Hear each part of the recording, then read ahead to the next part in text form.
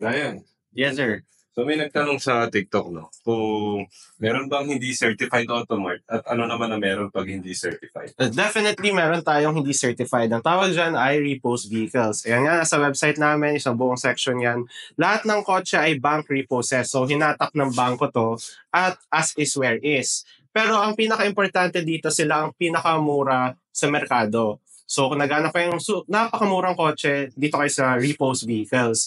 Ang kinaibahan na to sa certified vehicles natin ay, ang certified vehicles ay dumaan ng 176-point checklist, maayos na lahat, wala ka nang iisipin, good as brand new na used car. Bukod pa doon, meron siyang 5-day money back guaranteed. So pag nilabas mo sa showroom namin, meron kang 5 araw para ibalik to, tapos ibabalik din namin syempre pera niyo sa inyo.